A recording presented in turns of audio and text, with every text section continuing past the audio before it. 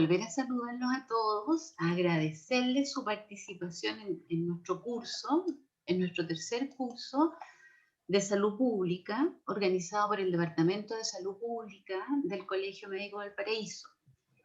Esta tercera clase va a tratar el tema organización de los servicios de salud en pandemia, para enfrentamiento de la pandemia. En esta oportunidad la clase la hace el profesor doctor Dagoberto Duarte.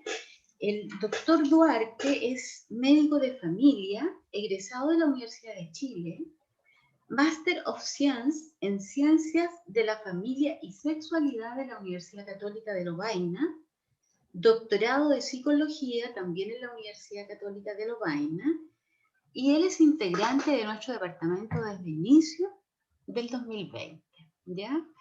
Este tema es un tema especialmente importante e interesante, ya que toca la importancia que tiene como responsabilidad fundamental e histórica de la Organización Mundial de la Salud, la gestión de la acción mundial contra la propagación internacional de las enfermedades, que en este momento está siendo... está liderando el manejo de la pandemia del coronavirus, ¿ya? Como dato terrible así y que representa la importancia de este tema, que durante este curso nosotros lo hemos, digamos, manifestado en todas las clases anteriores, tenemos a nivel mundial casi 170 millones de casos acumulados con 3,5 millones de muertes. En Chile tenemos más de 1,5 millones de casos acumulados con 36.000 muertes, de acuerdo a los datos del INSAE.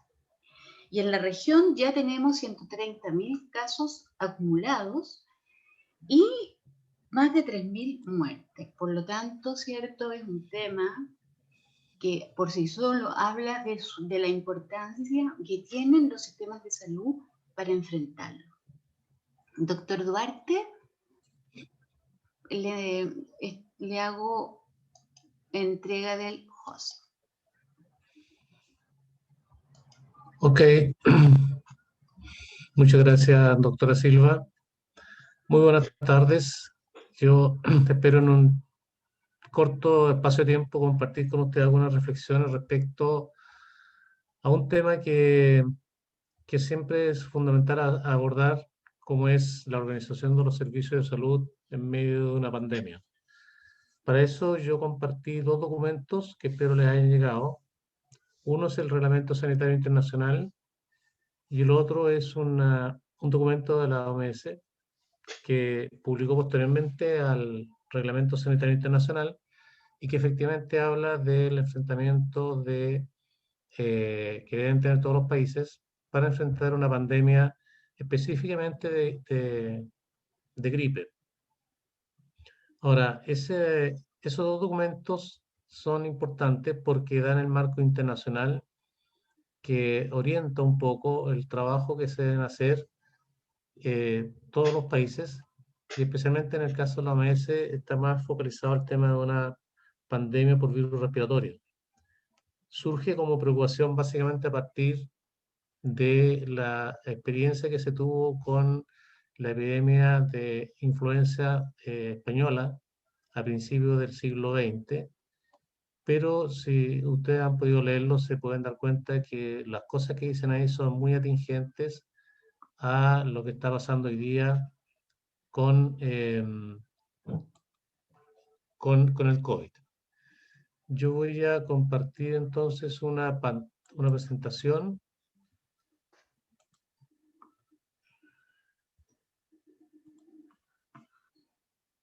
Ok.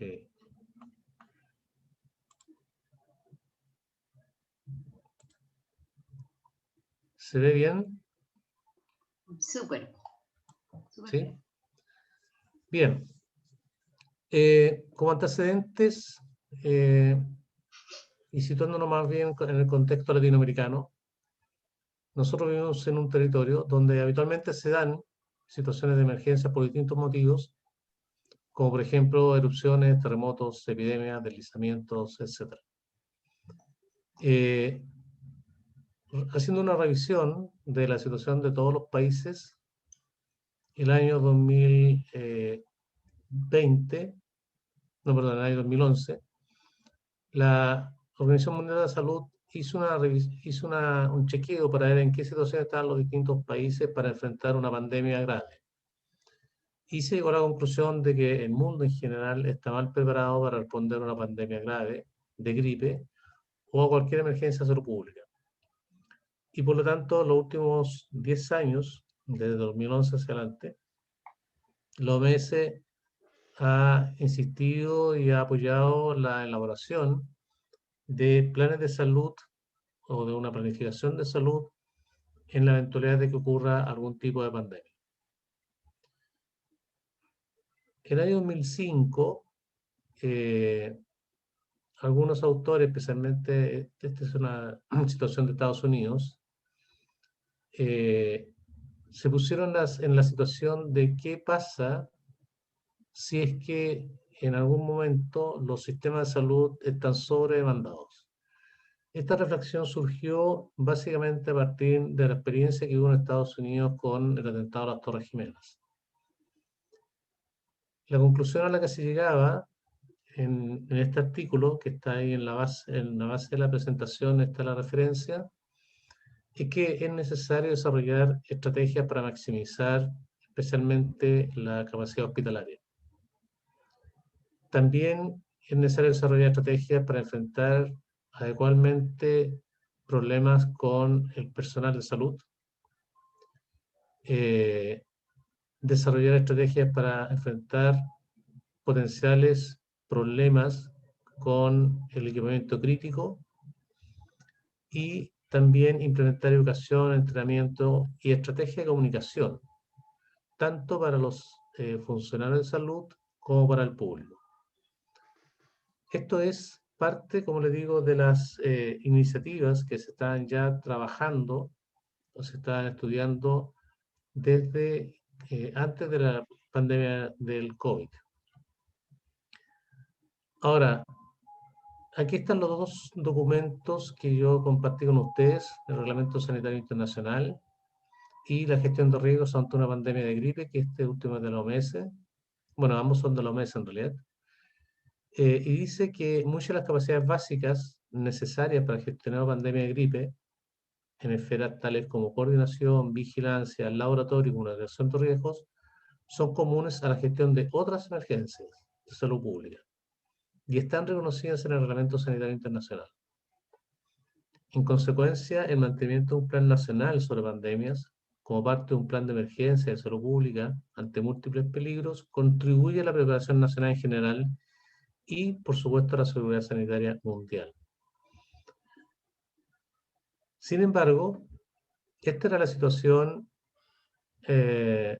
a mitad del año pasado, 2020, en que consultando en las páginas de la OMS se ve qué países habían efectivamente desarrollado un plan de enfrentamiento a la pandemia y cuándo lo habían hecho. Si ustedes se fijan, en color azul están aquellos países que hayan publicado o revisado el plan en el 2014 o posteriormente, y no son muchos. En América Latina, solamente Perú tenía su plan actualizado.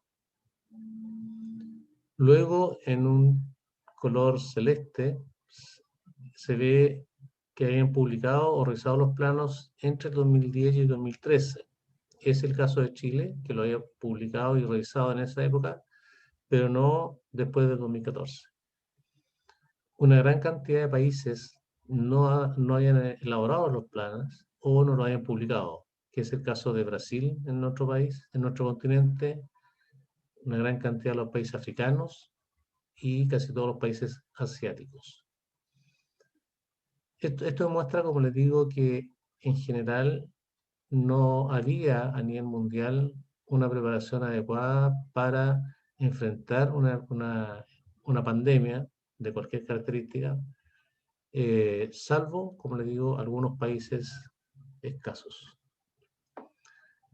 Esto es, por ejemplo, la situación, el plan que había elaborado Perú después de 2014-2015, que está con casi todos los componentes que pide o que sugiere la Organización Mundial de la Salud. Yo elegí uno en particular, que es el componente número 3, que es respuesta o una gestión reactiva del sistema de salud, pensando básicamente en lo que son la organización de los sistemas sanitarios frente a una pandemia. Entonces, según el documento que se consulta en el caso de Perú, ellos dicen que se va a hacer, primero que nada, una detección precoz y atención oportuna y adecuada de casos. Luego, que los servicios de salud están preparados para atención adecuada ante situaciones de emergencia masiva por el incremento de demanda por una potencial epidemia o pandemia de influenza u otros virus respiratorios emergentes. Y también que se han fortalecido las medidas de control de infecciones y bioseguridad.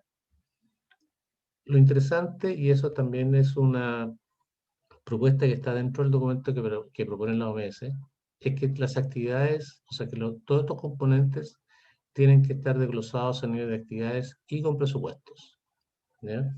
Presupuestos que por supuesto tienen que ser actualizados regularmente. Ahora, ¿en qué situación nos encontramos cuando comienza la epidemia o pandemia del COVID?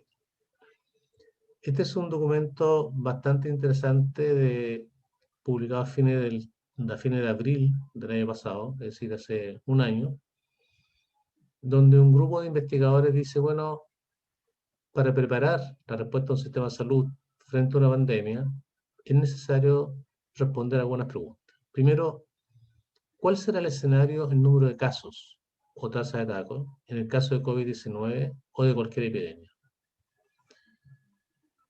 Nosotros sabemos que en el caso de epidemias o pandemias, la tasa de ataque es fundamental para saber cuánta es la población que puede ser afectada y cuál es la probabilidad real de poder contener en un territorio determinado los casos y evitar que se propague. Después, una segunda pregunta que también es necesario responder, tanto a nivel mundial, pero también a nivel local, a nivel de cada país o de cada territorio, ¿cuántos de los casos requerirán hospitalización? Por supuesto que esto depende mucho de la pandemia o de la epidemia que se esté desarrollando. A mí me tocó participar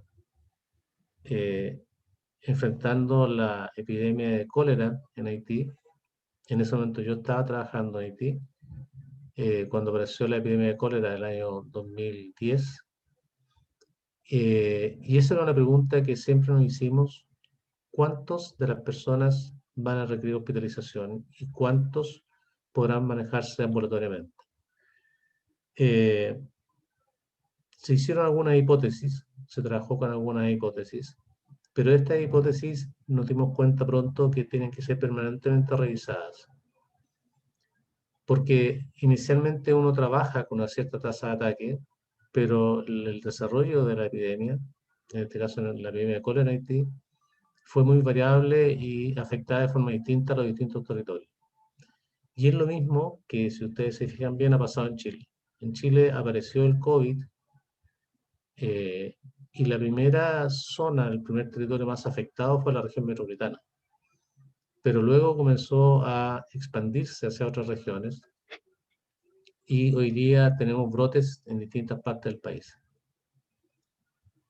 También en el caso del COVID o el caso de una gripe, de una influenza, ¿cuántos de los casos hospitalizados van a requerir cuidados intensivos? Para poder definir bien qué tipo de camas se requieren para enfrentar esta epidemia. Que no es lo mismo que lo que pasa, por ejemplo, en el caso de cólera, y por eso lo traigo con razón, porque en el caso del cólera las personas afectadas requieren más que camas, más que cuidado intensivo, más que camas UCI, por ejemplo, requieren simplemente una cama cólera, ¿ya? Que no es tan difícil de instalar. En definitiva, la pregunta es: ¿cuál es el escenario en el caso del COVID o cualquier epidemia? ¿Y cuál va a ser la demanda de los sistemas de salud? En el artículo que les menciono, que está ahí a la izquierda, los autores proponen 3 formas en que va a transcurrir esta epidemia, ¿ya? En el primer escenario, ellos dicen vamos a tener frecuentes pics separados por algunas valles, algunas caídas, pero pics que pueden ser mensuales, semestrales, habría que verlo. En el escenario 2, ellos piensan que va a haber solo un gran pic, ¿ya? Y luego pequeños brotes en distintos momentos del tiempo. Y en el tercer escenario, que me parece a mí que es el que más se está aproximando, por lo menos que está pasando en Chile, en que hubo un gran pic al principio y luego varios brotes sucesivos que se van escalando a través del tiempo. Yendo al tema de los servicios de salud y el manejo clínico, la idea, según documento que elaboró también la Organización Mundial de la Salud en el año 2018, es que un plan de preparación tiene que primero que nada asegurar la continuidad de los servicios de salud. Y para eso tiene que focalizar las acciones en los distintos centros de salud dependiendo del tipo de epidemia que se está enfrentando. También hay que hacer una revisión rápida respecto al tipo de personal que se requiere, no solamente en materia de entrenamiento, sino que en distintas funciones que va a haber que responder para mantener la continuidad de los servicios. Es fundamental también aclarar el tema de los medicamentos, suministros y dispositivos médicos esenciales.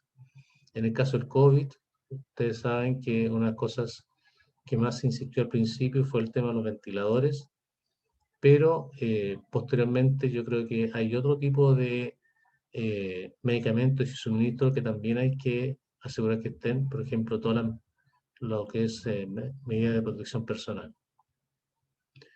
Una forma de evaluar el curso de una epidemia es hacer un estudio de lo que es la mortalidad excesiva. Vamos a ver más adelante algunos antecedentes sobre esto. También el tratamiento y atención del paciente, que básicamente apunta a elaborar guías y prácticas clínicas para poder enfrentar de mejor manera el caso de una epidemia. Si bien esto estaba pensado inicialmente en una pandemia por influenza, se ha podido avanzar después de un año con el COVID en elaborar algunas guías y prácticas clínicas que son fundamentales, que no fue tan fácil porque era, por supuesto, una pandemia absolutamente desconocida, un virus desconocido. Hubo mucha discusión al principio respecto al uso de ciertos medicamentos, el uso de ciertos antivirales, en fin. Pero de a poco se ha ido decantando cuáles son las mejores estrategias de tratamiento y atención del paciente y en qué momento usar cierto tipo de medicamentos. Y también cómo hacerlo para prevenir y controlar las infecciones en el entorno de la atención sanitaria, es decir, evitar básicamente la afectación del personal de salud. La continuidad de los servicios de salud. Disculpa, Dagoberto. Sí. Es muy pequeñito. ¿Me puedes tú hacer co-host a mí para poder recibir a los alumnos que van entrando más tarde? Porque están algunos mandándome mensajes para que tú no te... A ver, ¿cómo lo hago eso? Pon en donde yo estoy, pon more y ahí te aparece hacer co-host. Make co-host. No te veo porque estoy con pantalla completa. Yeah.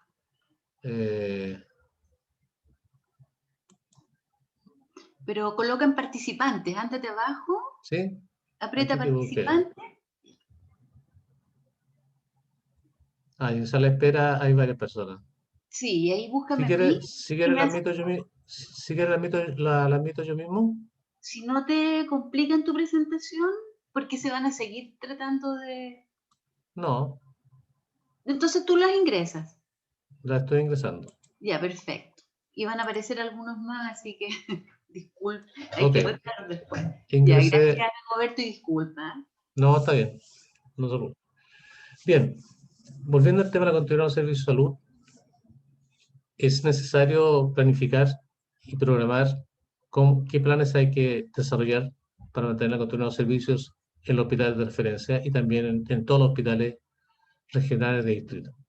Eso en parte se hizo en Chile. Ustedes saben que acá se definieron lugares de hospitalización para las distintas personas y se ubicaron distintas camas de UCI.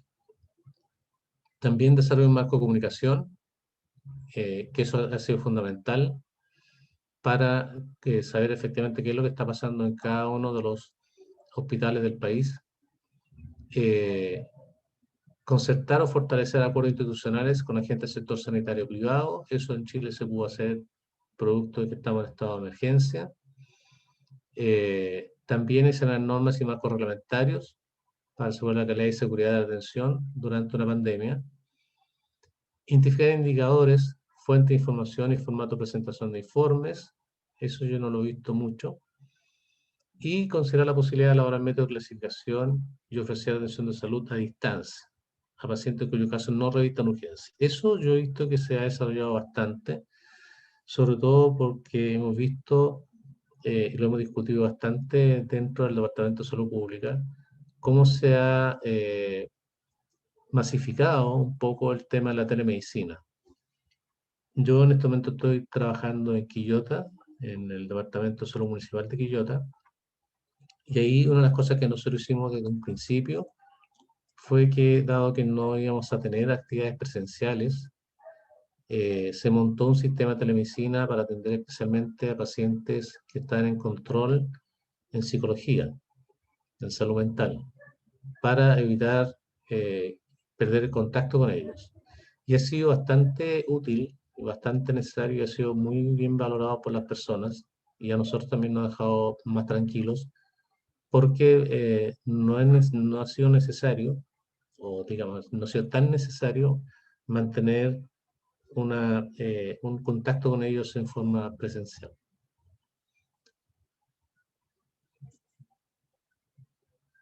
Ahora, dentro de la continuidad de los servicios de salud, un tema que siempre es discusión cuando uno trabaja en la gestión de los servicios de salud, y sobre todo los servicios en Chile, a mí me tocó trabajar en la dirección de los servicios de salud, de un servicio en particular. Siempre el tema de la gestión de camas es un tema que está permanentemente en discusión, ¿ya? El asunto es ver cuántas camas se disponen. Y no solamente cuántas camas se disponen, sino que cuánto tiempo dura cada hospitalización. Entonces, desde hace mucho tiempo en Chile y en muchos países ya, se viene trabajando con un triage más estricto. Es decir, no es tan fácil de repente llegar a ocupar una cama, sino que hay que buscar alternativas distintas para enfrentar el problema de salud de una persona, y que posiblemente pudiera ser, por ejemplo, lo que hoy día se conoce como la hospitalización domiciliaria. También siempre hay una revisión permanente para disminuir la estadía hospitalaria. Mientras más podamos cortar la estadía hospitalaria, sin poner en riesgo, por supuesto, la seguridad de las personas, pero mientras más podamos disminuir la estadía hospitalaria, más disponibilidad de camas vamos a tener. También está la posibilidad de disminuir otros ingresos, ¿ya? Que eso también en Chile se ha estado haciendo en este último tiempo. En algún momento se ha dicho, o se ha decidido suspender toda atención electiva, cirugía electiva, para poder tener más disponibilidad de cama, y porque muchas veces las cirugías también ocupan espacios en camas de UCI o UTI. También se pueden buscar lugares alternativos para instalar camas. Eso también en el caso de Chile se ha hecho. Ahí hay una foto de fondo, que es la foto del espacio riesgo que se usó al comienzo de la pandemia el año pasado, pero también ha habido bastantes otros espacios que se han instalado, incluso dentro de algunos hospitales. Por ejemplo, a mí me tocó ver y mirar la instalación de un espacio al interior del Hospital Barros Luco en Santiago, que no estaba considerado inicialmente, pero se instaló una especie de hospital de campaña. Y por supuesto, siempre está la posibilidad de convertir camas de manera temporal, cosa que en Chile hay experiencia porque cuando llega el invierno muchas veces se pide que los hospitales cambien sus camas.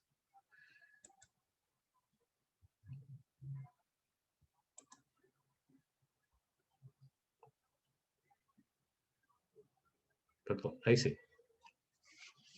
Ahora, respecto a la continuidad de los servicios de salud, yo quiero ejemplificar un caso en particular que me parece que es muy interesante lo que estaba pasando, que es lo que estaba pasando con los servicios de urgencia. Aquí hay un artículo del año pasado que se hizo en Estados Unidos, donde se evaluaron 4 sistemas de salud en 4 estados de Estados Unidos. Si ustedes se fijan, hay una baja en los 4 servicios de salud que fueron evaluados en distintos puntos de Estados Unidos. A partir del 1 de marzo, dicen ellos, que fue cuando comenzó la pandemia a afectar más a Estados Unidos, bajan las visitas a los servicios de urgencia. La línea azul representa el número de casos y el número de puntos es la consulta a los servicios de urgencia. Por lo tanto, la emergencia de casos o la aparición de casos hace que las personas vayan menos a los servicios de urgencia. Lo mismo se ve en este otro artículo que fue publicado en octubre del año pasado, en que se ven los ingresos en distintos momentos a los servicios de urgencia. Y se ve que hay una disminución significativa en 11 diagnósticos específicos, ¿ya? Por ejemplo, en el caso de falla cardíaca, hay una disminución de las hospitalizaciones en el momento del pico del COVID. Incluso se ve que hay una disminución en caso de infarto. Y así como esos, hay varios diagnósticos que terminan consultando menos y hospitalizándose menos. Esto tiene importancia porque, si bien en algunos casos puede ser que se haya producido una recuperación espontánea, en otros casos puede ser que simplemente esté aumentando la mortalidad en domicilio de muchas personas que deciden no consultar a los servicios de urgencia porque saben que no hay espacio como para que sean recibidos. Esto es lo mismo que se ve en otro estudio, también en la misma época, en que se ve que datos recientes muestran que la mayoría de las muertes están ocurriendo en el domicilio y hay poca gente que está yendo a los servicios de urgencia. Si ustedes se fijan, a mano derecha hay una zona que es donde está la parte del COVID y se ve que en el gráfico de arriba, por ejemplo, el infarto agudo produce menos consultas, accidentes vasculares encefálicos, etc. Incluso también menos apendicitis. En el caso de Chile, este gráfico es reciente. En la parte de arriba se ve una tendencia regular de consulta en los servicios de urgencia entre el año 2012 y 2020, hasta la semana 10. A partir de semana 11, que está señalizado con una flecha azul vertical, a partir de semana 11, como les digo, hay una disminución marcada de la atención al servicio de urgencia, tanto en los hospitales como en la atención primaria de salud, ¿ya? La línea de abajo muestra el año 2020 y claramente ahí se ve que la gente está consultando bastante menos. Ahora, lo curioso es que esta disminución se da en todas las causas de consulta, excepto las consultas por causas respiratorias, que bajan de un promedio de 30% en los años previos a un 11% el año 2020. Y las consultas por otras causas suben de un 52 a un 61%. Yo creo que aquí hay un problema de nomenclatura de cómo están clasificados, porque al parecer las causas COVID aparecen como otras causas. Siguiendo con el tema que tiene que ver con la continuidad del servicio de salud, hay que hacer referencia al tema personal. el personal, todos ustedes ya lo saben, lo están viendo, lo estamos viviendo todos, digamos, se produce un exceso de demanda, y ese exceso de demanda termina también por aumentar el absentismo. Y eso pasa a todo nivel, no solamente en la unidad de cuidado intensivo. Nosotros en la atención primaria también lo estamos observando, y es una cosa que está afectando bastante la atención a las personas. Por eso yo creo que es bueno tener estrategias que permitan mejorar el ingreso personal. En Chile hoy día es posible que el personal que fue jubilado y que tiene prohibición de reincorporarse lo puedan hacer mientras dure este estado de excepción y mientras se establezca que es conveniente, y eso ha podido permitir el reingreso de personas que ya se hayan jubilado con incentivo de retiro. También se está usando o se está haciendo uso de estudiantes, pero también hay algunas cosas que revisar porque los estudiantes no siempre tienen todas las prácticas necesarias para mantener la buena higiene dentro de los establecimientos de salud.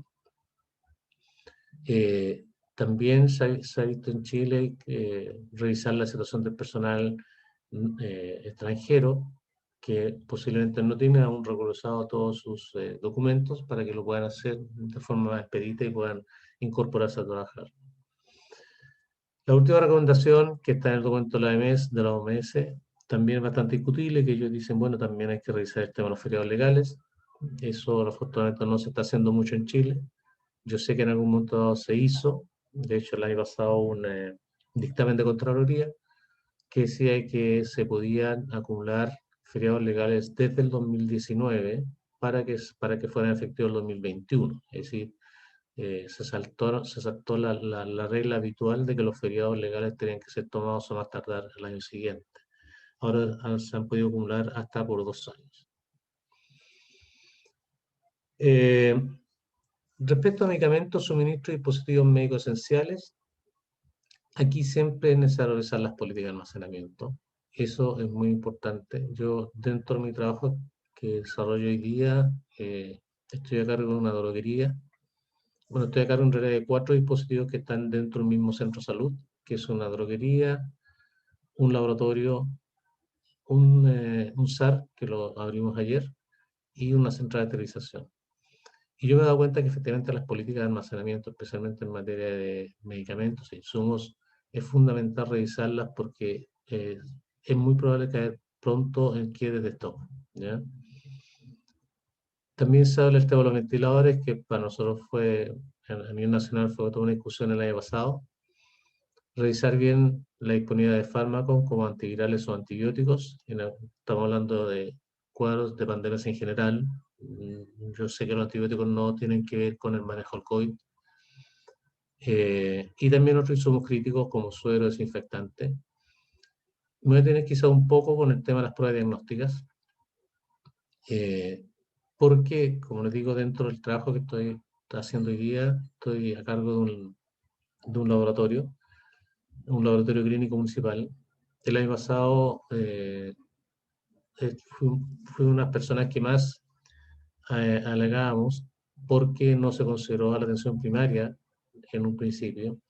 Y un aspecto de la atención primaria que a mi juicio había que tomar en cuenta era que la atención primaria cuenta a nivel municipal con un conjunto de laboratorios clínicos. Y yo postulaba que esos laboratorios clínicos podrían perfectamente ser considerados para detección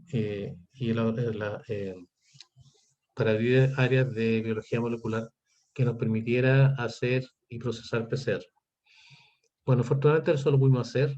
Y hoy día en Quillota nosotros estamos procesando PCR, estamos procesando antígenos, y hoy día nos acaban de dar la buena noticia de que además podemos empezar a hacer PCR no solamente con hisopado nasofaringeo, sino que también con muestra de saliva, lo cual nos va a permitir acceder más fácilmente a población que era más difícil hacerle hisopado nasofaringeo.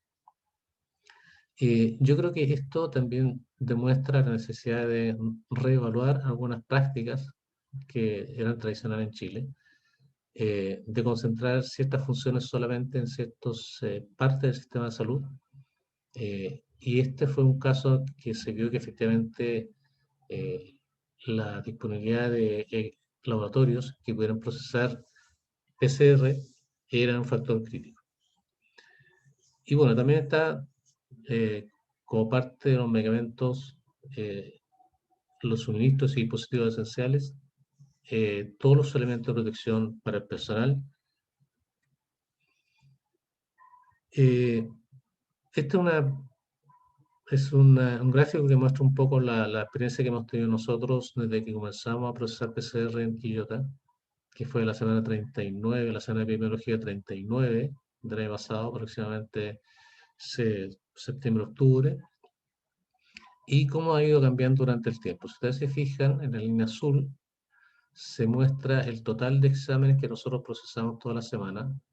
Hemos llegado a procesar más de 1.500 a comienzo de este año, y ya este año estamos aproximándonos a los 2.000 exámenes procesados semana por semana, ¿ya?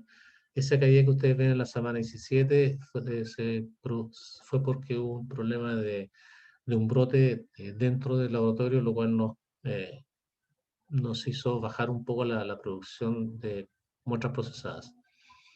Y abajo está el número de casos positivos. Lo que estamos viendo, esto está hasta la semana 19, o sea, hasta la semana que terminó el domingo pasado. Lo que estamos viendo en las últimas 2 semanas es que hay un aumento de casos positivos dentro de las muestras que nosotros procesamos, y que es lo mismo que ustedes se han dado cuenta está pasando en todo el país. Y aquí yo creo que hay que hacer yo quiero compartir con ustedes una reflexión que la he compartido también dentro del Departamento de Salud Pública otras veces. Yo preferiría que ojalá nosotros aumentáramos nacionalmente la cantidad de PCRs que se están procesando todos los días. Yo sé que es complejo porque mientras más exámenes hacemos, más casos vamos a diagnosticar. Y al parecer nadie quiere saber que hay más casos. El problema es que no queremos conocer la realidad tal cual es, y eso hace que el manejo de la epidemia sea aún más complejo. Es un poco como tirar los casos debajo de la alfombra, ¿no?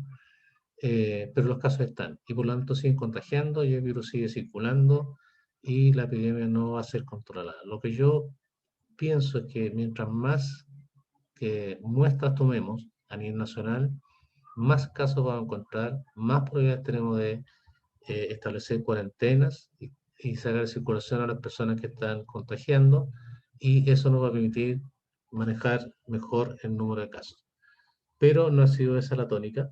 Yo creo que la tónica más bien ha sido como tratar de que ojalá no haya tantos casos, y eso se confunde con que se toman pocas muestras.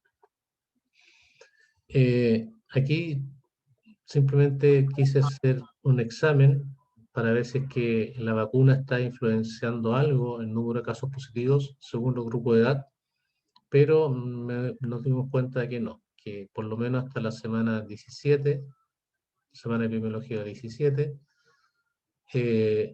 la vacuna que terminó el primer grupo en la semana 13 no ha producido un cambio en el número de casos positivos según los grupos de edad. Esto lo interpreto de dos formas. Una, que si bien inicialmente el énfasis estuvo puesto en las personas mayores de 60 o 70 años, en la práctica ha habido mucho personal, como ha habido muchas personas de otros grupos de edades que también se han vacunado prioritariamente. Por lo tanto, hoy día la cantidad de personas vacunadas según rango de edad es bastante dispersa. Y por lo tanto, si es que en algo afecta en la vacuna para disminuir los casos, ese efecto está un poco diluido entre los distintos grupos de edad. Y además de que también ya sabemos de que la vacuna no necesariamente disminuye la posibilidad de que una persona se infecte por el virus. Es decir, una persona puede estar vacunada y se puede infectar igual y va a aparecer como un caso positivo. La vacuna lo que hace básicamente es disminuir la gravedad de la sintomatología y por supuesto la muerte. Yo les decía anteriormente que uno de los temas para evaluar el curso de la epidemia es la mortalidad excesiva, Aquí hay un trabajo que es bastante interesante, que viene de una iniciativa europea que examina todas las causas de mortalidad eh, desde hace ya varios años. Entonces, ustedes se fijan, desde el año 2016 hasta el año 2020, semana 17, o sea, comienzo de la pandemia en Europa, se ve que el año 2017 hay un aumento de mortalidad en época invernal. Luego se ve lo mismo en el año 2018. Luego se ve lo mismo en el año 2019. Y cuando estaba comenzando a aparecer este aumento de mortalidad 2020, hay un pic importante que es precisamente la aparición del COVID. Es decir, si bien en Europa estaban ya como habituados a ver un aumento de mortalidad, especialmente en la época invernal, producido especialmente por las pandemias de influenza, el año pasado eso mismo se juntó con el COVID y produjo un exceso de mortalidad mucho más alto. Siguiendo con el mismo trabajo este año, ellos ven que efectivamente hacia el fin de año se nota el aumento de mortalidad en la semana 15, pero también hay un aumento de mortalidad en las semanas 45 a las 50, pero no fue tan alta ni tan significativa como la que se produjo a comienzos de año, que es un poco también lo que yo creo que está pasando en Chile. En Chile también, mirando la mortalidad, uno ve que efectivamente hay un aumento importante de mortalidad el año pasado y luego hay un nuevo brote a comienzos de este año. Siguiendo con el estudio de los europeos, si ustedes se fijan, ese aumento de mortalidad se da en todas las edades, como dice el gráfico está a mano izquierda superior, pero a medida que va aumentando las edades, comienza a aparecer con más claridad el aumento de la mortalidad en la segunda ola, que se veía en el grupo de las personas de 45, 54 años, que ese grupo está a la izquierda, el gráfico está a la izquierda abajo, y en los gráficos que están hacia la derecha, claramente se muestra cómo el exceso de mortalidad está afectando especialmente a personas mayores. Recordemos que esto se da hasta la semana 45-50 del año pasado, o sea, hacia fines del año pasado, por lo tanto no había todavía vacuna. Esto es un ejemplo de una guía clínica que se elaboró para enfrentar el tema de la influenza H1N1. Es un documento del año 2009, por lo tanto lo tomo solamente como ejemplo de cómo debemos elaborar guías para enfrentar distintos tipos de temas. Aquí también está lo mismo. En el caso, esto es lo que hacen un grupo que se hizo en México para elaborar guías para distintos tipos o centros de salud, con triage, con consultas en distintos centros de salud. Aquí ya un manejo más clínico, en qué momento usar antivirales, corticoides o anticoagulantes, en el caso del COVID-19. ¿Ya? Bien, por último, quiero terminar solamente con una reflexión, tomando en cuenta primero una recomendación que está en el grupo de la OMS del año 2017, que es el cuadro de texto que está a la izquierda de sus pantallas, donde dice que al planificar la preparación por una pandemia de gripe, hay que procurar lograr un equilibrio entre los intereses, a veces antagónicos, de las personas y la comunidad. Es posible que en situaciones de emergencia los derechos individuales y las libertades civiles tengan que restringirse para beneficio del público en general. No obstante, toda política ha de incluir esfuerzos por proteger los derechos individuales. Las medidas que limitan estos derechos y las libertades civiles deben ser necesarias, razonables, proporcionadas, equitativas, no discriminatorias y enteramente compatibles con las leyes nacionales e internacionales. Esta recomendación, que muchas veces se pasa de largo, digamos, porque está dentro de las consideraciones éticas de las políticas de salud, explica en gran parte toda la discusión que se tiene hoy día en Chile, ¿ya? Eh, es cierto que nosotros hemos tenido un enfrentamiento que no ha sido el más restringido en cuanto a restringir las libertades civiles, pero todos sabemos toda eh, la presión que hay por parte de grupos criminales o grupos más ligados a la economía para que las libertades civiles o las libertades de personas en general no sean tan restringidas porque le está afectando mucho el tema económico, especialmente. Y en el cuadro que está al lado derecho, yo he querido poner una reflexión de un filósofo coreano, Byung-Chul Han, que es un filósofo que vive en Alemania y que trabaja en una universidad en Berlín, que es un filósofo bastante interesante eh, de leer y estudiar.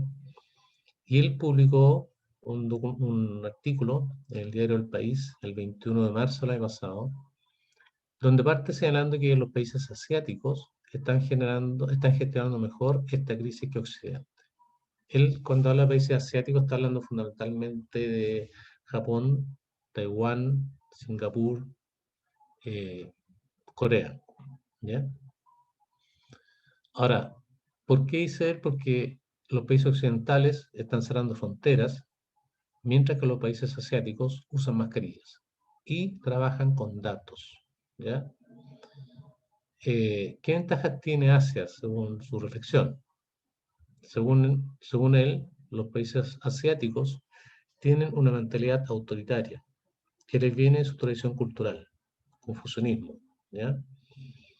Son bastante ordenados, dice él, son bastante sometidos a las reglas, confían más en el Estado. Yo creo que eso dice bastante de la situación que estamos pasando en Occidente, donde la desconfianza hacia el Estado es enorme en muchos países y por supuesto la gente ya no confía mucho en el Estado. Y además dice porque apuestan por la vigilancia digital. Y a eso se refiere con que trabajan con datos. Es decir, en los países asiáticos, según él describe, es muy posible contar con una gran cantidad de datos, ¿ya? Que vienen desde el uso de cámaras, desde una vigilancia de las navegaciones que hacen las personas por Internet, desde una vigilancia de cómo se mueven las personas según el celular, en fin. Y todos esos datos son capturados por entidades estatales, son analizados y eso no genera ningún problema para la población asiática. Sin embargo, nosotros sabemos que en el mundo occidental y también en nuestro país, todo este tipo de iniciativas genera resistencia y genera cierta sospecha. Y no siempre la gente está dispuesta a que se entromezcan tanto en la vida privada de cada persona. Esto claramente refleja dos formas de vivir, dos culturas que son distintas. Él siendo coreano y viviendo en Alemania, él dice de todas maneras, yo prefiero la cultura occidental y no el estado policial digital que está presente en algunos países de Asia que menciono. Yo creo que esa es una discusión bastante de fondo que vale la pena tener. Yo no la he visto muy presente en nuestro país. Yo entiendo lo que él plantea porque conociendo otros textos que él ha escrito, eh, se entiende que efectivamente él apuesta más por la libertad y por un clima de menos violencia. Y él señala que una causa de la violencia radica precisamente en que hay una intromisión exagerada en la vida privada de cada persona. Cosa que uno puede discutir si es correcto o no, pero es un poco su línea de pensamiento. Bien, eso era lo que quería compartir con ustedes como reflexión. Eh, Tora, te devuelvo la potestad para que tú sigas, o eso lo tengo que hacer desde acá. Lo tienes que hacer tú. ¿Ya? A ver, si tú me dices cómo hacerlo. Parar el compartir pantalla.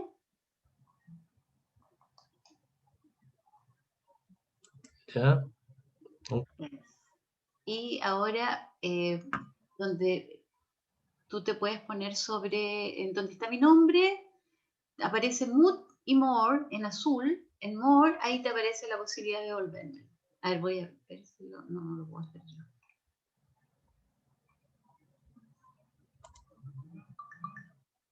Ya. Ahí, eso.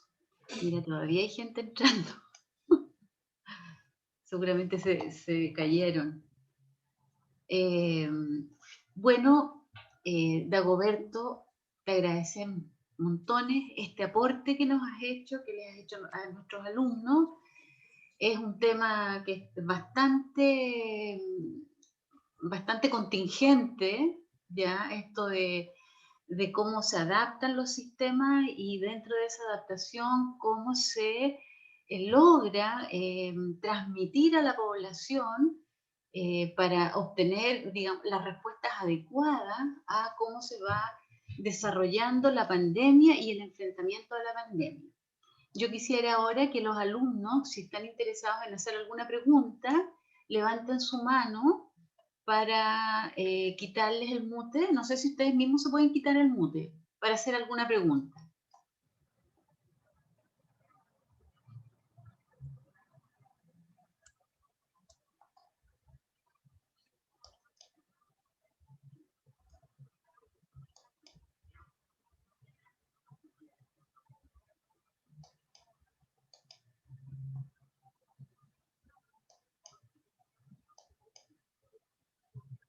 Al parecer nadie...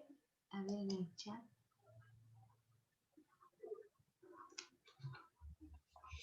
Hay una pregunta Hay una pregunta en el chat de Lautaro Ferrada. de la ¿Sí? doctora Ferrada. Ya. Dice, ¿qué país latinoamericano y o caribeño maneja mejor la gestión de la pandemia en cuanto a trazabilidad, recursos humanos sanitarios, desarrollo biotecnológico propio con vacuna propia?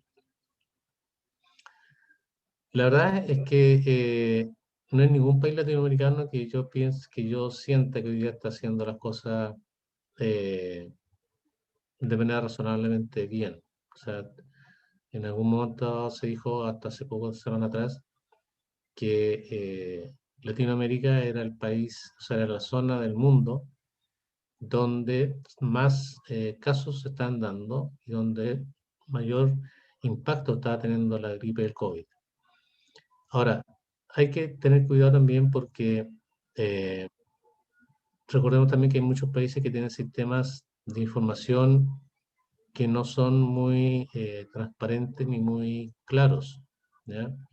Pero de aquellos en los cuales se tiene información, eh, información sobre todo confiable, digamos, yo diría que no hay ninguno que lo haya hecho muy bien. Y de hecho no hay ninguno que haya desarrollado su propia vacuna. Todas las vacunas que están puestas hoy día en discusión son vacunas que no, ninguna ha salido de América Latina.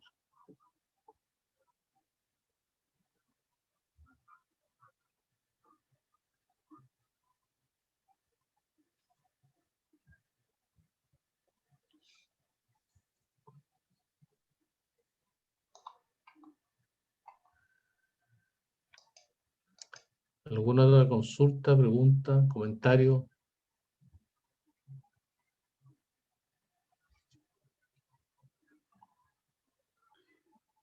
Una consulta, Dagoberto. O sea, ¿a ti te parece que la vacuna cubana no sería confiable?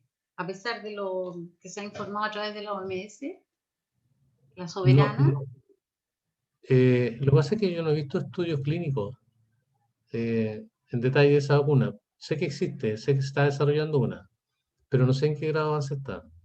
Como para decir que se puede administrar en forma ya aprobada, digamos.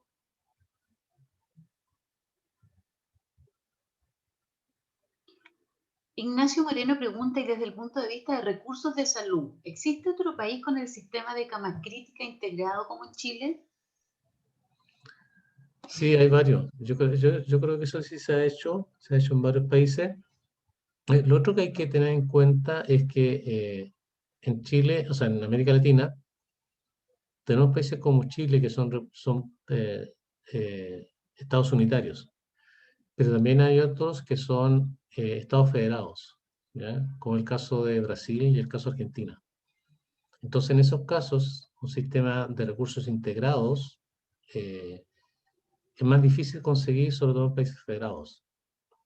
En Argentina y en Brasil, en el caso de Brasil son los estados, en el caso de Argentina son las provincias, que tienen bastante poder, ¿ya? Tienen bastante autonomía. Entonces, no siempre logran integrarse entre estados o entre provincias en el caso de los argentinos.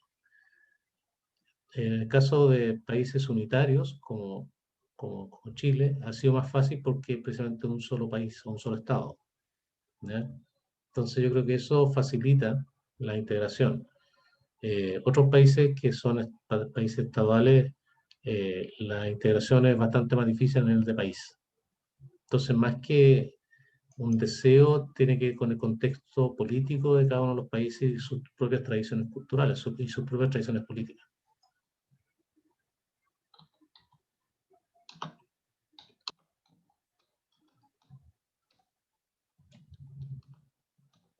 Aquí Diego Grandi pregunta hasta qué punto la salud debiese estar regida por los intereses políticos de los gobiernos, porque es un mínimo común el choque entre ambos en todos los países que sea la pandemia. Eh, yo creo que eso es, a ver, eh, a los gobiernos les interesa mucho el tema de salud, ¿ya? Por distintos motivos. No porque le interese la salud a las personas muchas veces, sino que detrás de los intereses por la salud hay otros tipos de intereses no siempre tan claros ni tan evidentes, ¿no? Eh, y efectivamente el gobernar un país y gobernar una pandemia es una cosa muy compleja porque eh, si los países quieren, y no quiero referirme a ninguna expresión, ¿no? Si los países realmente quieren hacer un buen manejo de la pandemia, lo que tienen que hacer o lo que deberían hacer sería hacerlo de manera lo más transversal posible, invitando a todos los actores y todos los sectores políticos a ser parte del enfrentamiento. Yo creo que una de las cosas que he visto es que cuando los países tratan de obtener ventajas, pensando que van a hacer un manejo de la pandemia, obviamente y dejan fuera a quienes no están muy de acuerdo, los resultados no son muy buenos. Yo creo que aquí lo que se requiere es un trabajo que vaya más allá del interés político de un determinado gobierno. Piensen ustedes que incluso hay países que han tenido elecciones presidenciales en medio de una pandemia. Entonces, eh, yo creo que eh, enfrentar una pandemia pensando que mi sector político, sea cual sea, lo hace mejor y dejo fuera a los otros, no ha sido nunca una buena cosa. Yo creo que hay que incorporar a la mayor cantidad de gente posible. Y eso no se da mucho, sobre todo en aquellos países donde los conflictos políticos son bastante obvios, ¿no? A ver, otra pregunta de Francisca Paredes. En su opinión, cuando se refiere a aumentar la toma de PCR, se refiere a aumentar la toma de PCR por VAC y o tomar PCR a todos los contactos estrechos, no solo los que desarrollan síntomas y pasan a ser casos probables. Yo me refiero, sí, me refiero especialmente a VAC, ¿ya? A la búsqueda activa de casos, y también, ¿por qué no?, a los contactos estrechos bajo ciertas condiciones. Porque en Chile los contactos estrechos se mandan a cuarentena por un periodo corto, ¿ya? Y no sabemos si ese contacto estrecho sale de la cuarentena contagiando o no. Entonces, yo preferiría también tomar PCR, primero para confirmar que son casos positivos, y si son casos positivos, entonces la cuarentena se alarga un poco, y así disminuimos la circulación del virus.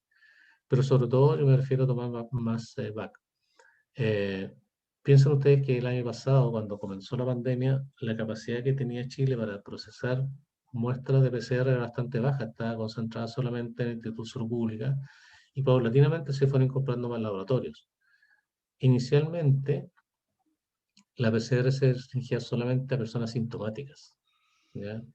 O sea, y eso explica quizás la gran cantidad de casos que tuvimos porque el virus está absolutamente pasando por el lado y nosotros no teníamos cómo poder diagnosticar los casos. Hoy día por lo menos podemos diagnosticar un poco más y podemos eh, hacer cuarentena con un poco más de casos, ¿ya? Pero yo insisto que mientras más PCR tomemos, mientras más casos tengamos, si bien al principio va a ser bastante, puede ser muy, muy fuerte, digamos, eso es lo único que nos va a asegurar que efectivamente vamos a poder controlar la pandemia porque hay menos personas circulando que están contagiando. Después hay una pregunta, Juan José. Dice, ¿la gestión público-privada y militar de pandemia la considera exitosa? Bueno, más que gestión público-privada, yo creo que lo que se debe hacer siempre en tener una situación de desastre, como una pandemia o cualquier otro tipo de situación de desastre, es que tiene que haber una sola gestión de todos los recursos sanitarios del país, ¿ya? Y ahí yo creo que eso tiene que, no podemos nosotros pasar por el lado. Ahora, la gestión público-privada en Chile ha sido parcial, digamos. Ha sido parcial en el sentido de que se están usando básicamente, se está haciendo básicamente a nivel de prestadores, ¿ya? Es decir, se está usando todos los hospitales, todas las camas, da lo mismo sean públicos, sean privadas, el asunto es que se usen, pero como prestadores. No pasa lo mismo con el tema de los recursos económicos. Eh, yo he visto brillar por su ausencia la ISAPRE, por ejemplo, que no hacen ningún aporte para el manejo de la pandemia, ¿ya? Cuando es el Estado el que está haciendo todo el trabajo para poder identificar a las personas activas y poder tratarlas pronto. A lo más, en algunas ISAPRES se aseguran de pagar la hospitalización, pero yo no las he visto interesadas en fomentar o hacer más PCR. Bueno, es que las ISAPRES no tienen dentro de sus actividades la promoción, la prevención, ni nada que no sea curativo solamente. Sí, pero yo creo que en Lo que en esta época de pandemia hay muchos paradigmas, ¿no? Que uno debería revisarse. Y exacto. este yo creo que uno que debería ser revisado.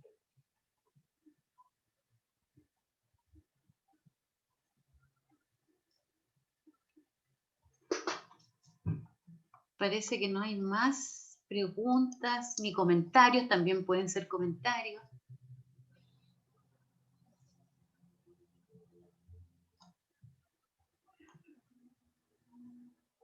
Bueno, entonces, para agradecerte, Dagoberta, aunque seas de la casa, igual tenemos un regalo, ¿ya? Que es este libro donado por la editorial de la Universidad de Valparaíso, que yo sé que te va a interesar. Democracia, crisis, decadencia o colapso, de Agustín Esquella. Así que te lo vamos a hacer llegar en Ok, agradecimiento a este aporte con los alumnos de este curso. Y comunicarles a todos que la próxima clase mantiene su día y su horario. Ya no va a haber ningún cambio a pesar de que en esta oportunidad tuvimos que correrla por razones bastante importantes del profesor. Así que nos vemos en esa clase, que va a ser nuestra cuarta clase. ¿Ya? Muchas gracias y que tengan todos un muy buen fin de semana. Gracias, Dagoberto. muchas gracias a ustedes por haber escuchado y haber compartido esta reflexión. Nos vemos. Nos vemos. Chao, chao. Adiós.